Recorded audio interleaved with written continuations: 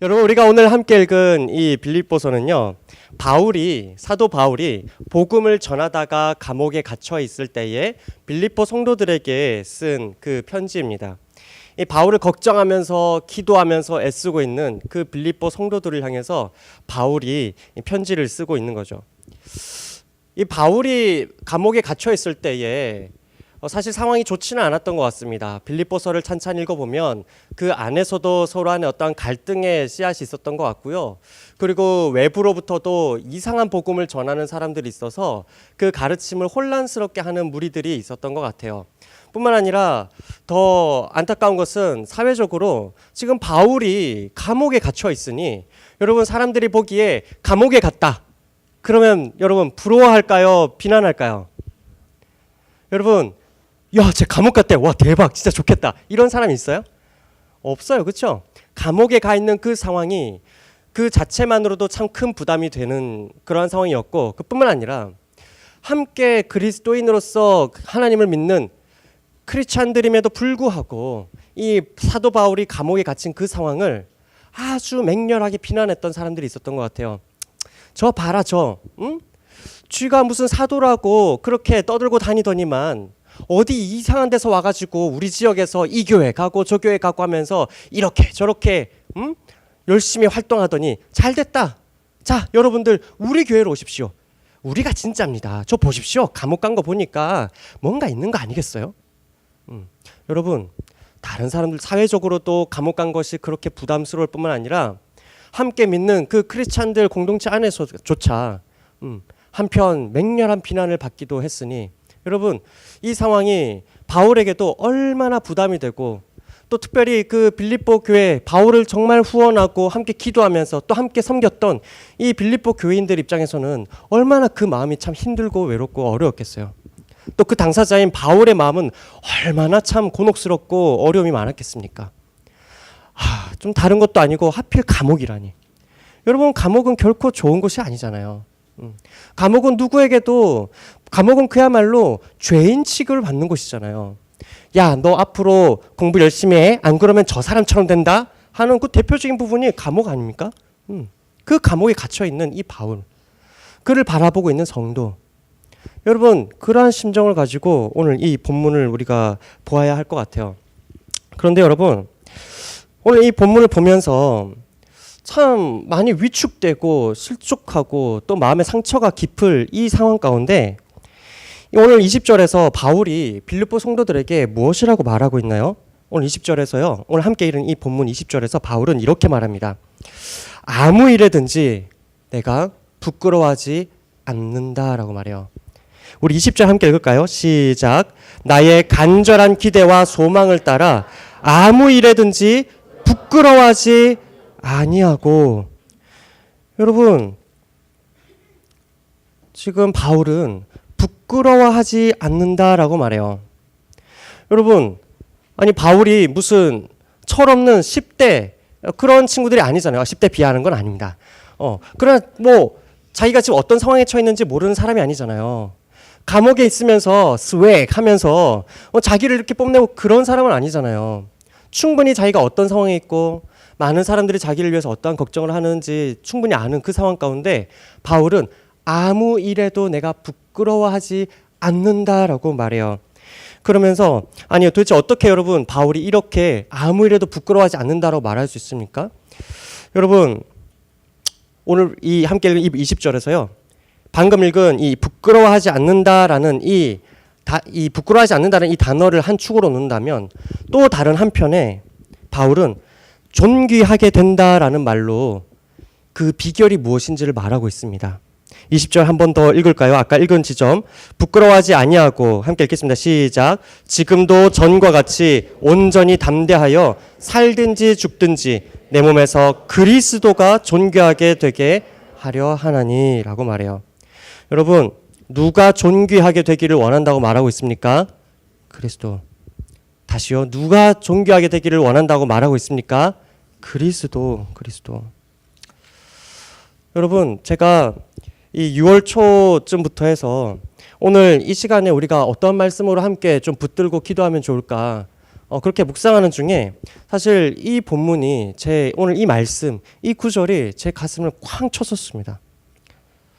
그 이유는 뭐냐면 이 수양회를 앞두고 저를 가만히 살펴보니까 아무 일에든지, 다시 말하면 모든 일에 부끄러워하고 있는 제 모습을 봤기 때문에 그래요. 부끄러워하고 있거나 아니면 제가 부끄러운 사람이 될까봐 두려워하는 그러한 제 모습이 있더라고요. 여러분, 교육자로서는요, 누구나 마찬가지겠지만 사역적으로 좋은 열매가 있기를 바라고, 또 사람들과 좋은 관계를 맺기를 바라고, 그러한 중에 내가 실패하면 어떡하지? 내가 실수하면 어떡하지? 이러한 부담이 누구에게나 있기 마련일 겁니다.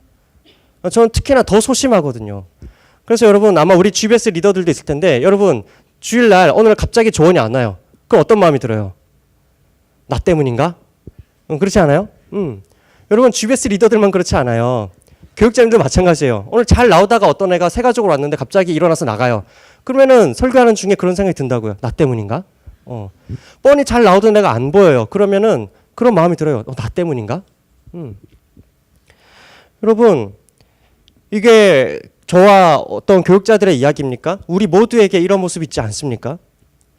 우리가 신앙생활하면서 우리 모두가 지금 내가 어떤 상태냐, 지금 내가 어떤 상황이냐를 가지고, 그것을 가지고 우리가 부끄러워하는 경향, 내가 부끄러워지진 않을까 하는 그런 두려움이 우리 신앙생활하는 그 전반에 깔려있지는 않습니까? 여러분, 교회에서 우리가 공동체 안에서 전도합시다, 증인이 됩시다, 뭐 이런 이야기 들릴 때마다 우리가 차마 다른 친구들에게 전도하자가 아니죠. 교회 가자, 내 복음 한번 들어보지 않으련, 이런 얘기하기가 왜 어렵고 늘 부담이 됩니까? 뭐 여러 이유가 있겠지만 적어도 지금 내 상태가 저 친구가 보기에 떳떳하지 않은 것 같다라는 거, 그런 부담감 있지 않아요? 지금 내 상태가, 지금 내 상황이 남들 보기에 와, 교회 다니니까 와, 저렇게 잘 되는구나 하는 그런 상황이 아닌 것 같다라는 그 부담이 늘 우리 마음 가운데 짓누르고 있지 않습니까? 아마 그런 영향에는 우리 부모님들의 영향도 한몫하겠죠. 야, 지금 네 상황을 봐라. 네가 지금 수련회를 갈 때냐. 야, 지금 네 상황을 봐라. 네가 지금 제자 훈련을 할 때냐. 영어 훈련을 해라. 여러분, 네가 지금 무슨 성경 공부를 하냐. 여러분, 친구들 혹은 주변에서 야, 쟤 그렇게 뻔질나게 일요일마다 교회 가더니 지금 뭐 하냐? 야, 뭐 리더인가 뭔가 한다더니만 계속 밑에 애들 뭐 뒤치다거리하고 섬기고만 있더라. 여러분, 우리는 쟤 교회 다니고 뭐 다른 사람들 섬겨봤자, 그래봤자 뭐 지가 뭐가 됐냐고, 그런 상처가 되는 그런 말들 속에서 여러분, 우리 스스로도 자꾸 지금 내가 얼마나 잘 되었는지, 지금 내가 얼마나 당당하게 사람들 앞에 나설 수 있는지, 이 여부가 우리가 신앙생활 하는 데에 있어서 중요한 어떤 갈림길이 되고 있지 않습니까? 여러분, 이런 틀 안에서의 우리 신앙생활은 늘 두 가지의 모습을 띠기 마련일 거예요. 하나는 내가 신앙생활이 좋을 때, 내가 상태가 좋을 때, 내가 상황이 좋을 때, 이런 사람들은 상황이 좋을 때는 늘 담대해집니다. 자기가 뭔가 시험에 합격했고 어느 자리에 올랐고 친구들 사이에서 어느 정도 원만하다, 이럴 때는 아주 담대하게 손을 들고 찬양합니다. 하나님, 내 삶에 역사하시는 하나님 찬양합니다 막 하면서, 그러면서 다른 친구들도 나를 보길 바라죠. 그러나 그 사람은 동시에 또 다른 신앙생활을 보여줍니다. 자기 상황이 좋지 않을 때는, 또 조금만 상황이 어려워지면, 조금만 내가 원했던 대로 상황이 흘러가지 않거나 관계에서 조금만 틀어지면 금방 위축되고 어려워지고 뒤집어지고 잠수 타고. 여러분, 나에게 주목하는 그 상황 가운데서는 이러한 신앙생활을 벗어날 수가 없습니다. 여러분, 그러한 중에 오늘 본문 말씀은, 이러한 상황 가운데에 오늘 본문 말씀은 우리에게 무엇이라고 말합니까? 우리가 누구를 주목해야 된다고 말합니까? 내가 아니라 존귀하게 되실 분은 누구라고요? 그리스도. 나를 살린 분, 바로 그분.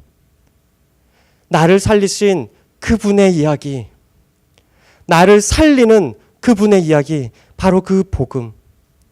성경은 우리가 주목해야 할 것은 내가 지금 어떤 위치에 올랐는가가 아니라 나를 살린 복음에 주목하라고 말합니다. 우리가 내가 아니라 나를 살린 그 복음에 주목할 때 그때야 우리는 아무 일에든지 부끄럽지 않고 아무 일에든지 담대하게 되어서 아무 일에든지 내가 살든지 죽든지 우리는 주님 앞에서 담대하게 나아갈 수 있다라고 성경은 말하고 있는 거예요. 사랑하는 여러분, 바울은 자기가 어떠한 상태인지 상관없이 그리스도께만 주목할 때 바울은 자기가 어떠한 상황에 있다 하더라도 그리스도만 전파될 수 있다라면, 내 한평생 내 인생을 통해서 그리스도의 이름만이 전파될 수 있다라면 내가 지금 감옥 안에 있든지 내가 지금 감옥 밖을 나가든지 상관이 없다는 것을, 그것은 나에게 전혀 부끄러운 것이 아니다라고 말하고 있어요. 이러한 사람은 이 세상에서 내가 얼마나 큰 이름을 얻었느냐라든지, 이러한 사람은 내가 세상 가운데서 무엇을 얻었느냐라든지 그러한 것에 연연해하지 않습니다. 세상은 늘 우리에게 말하죠. 나에게 절해. 그럼 이거 줄게. 야, 조금만 눈 감아. 그럼 이거 받을 수 있잖아. 거기에 매달려가는 사람은 늘 끌려가는 인생이죠. 그러나 그래서 그 세상 가운데 끌려가서 내가 어떤 위치에 있는가를 보지 않고 존귀하게 될 분은 오직 그리스도이실 뿐이다라고만 하는 그 사람은 이 세상을 담대하게 살아가게 됩니다. 여러분, 그래서 이 바울은 오늘 우리가 함께 읽은 이 본문 뒤쪽으로 가면요, 27절에서 이렇게 말합니다. 우리 27절 마지막으로 함께 읽겠습니다.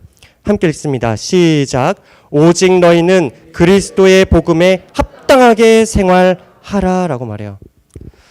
여러분, 바울은 성도들에게 오직 너희는, 성도 여러분, 사랑의 교회 대학부 지체 여러분, 오직 여러분은 그리스도의 복음에 합당하게 생활하십시오. 다시 말하면 우리는 하나님 나라의 시민으로서, 이 당시 로마 사람들은, 빌립보 지역은 로마 시민권을 갖고 있는 사람들이 많았습니다. 그래서 이 사람들은 우리가 이 시대의 최강국인 로마의 시민권을 갖고 있다는 것에 대해서 자부심을 갖고 있었던 사람들입니다. 그들을 향해서 바울은 외치는 것이죠. 여러분, 당신들이 그 로마 시민권을 가지고 그렇게 자부심을 느끼는 것과 같이 여러분은 하나님의 백성으로서, 그리스도에게 속한 사람으로서, 그리스도의 군사로서 여러분은 하나님 나라의 백성답게, 그리스도의 군사답게 그렇게 굳게 살아가십시오 라고 말하고 있는 겁니다. 하나님 나라의 시민답게 너희가 한 마음으로 굳게 서라라고 그렇게 성도들을 격려하고 있습니다. 사랑하는 여러분, 오늘 이제 말씀을 마무리하려고 하는데요, 오늘 우리가 다시 주목해야 될 것은 무엇입니까? 바로 복음입니다. 오늘 우리가 부끄러워하지 말아야 할 것은 무엇입니까? 복음입니다. 오늘날 우리가 세상 가운데서 다시 하나님 자녀로서, 또 왕의 자녀로서 다시 한 번 더 일어날 수 있는 그 출발점은 어디로부터여야겠습니까? 복음으로부터입니다. 복음. 오늘 우리가 함께 기도하면서요, 우리 찬양팀 나올 텐데요, 우리가 오늘 이 밤에 기도할 때에 바로 이 복음 앞에 하나님 우리에게 이 복음의 담대함을 다시 허락하여 주옵소서, 이러한 소망을 가지고 우리가 나갔으면 좋겠습니다.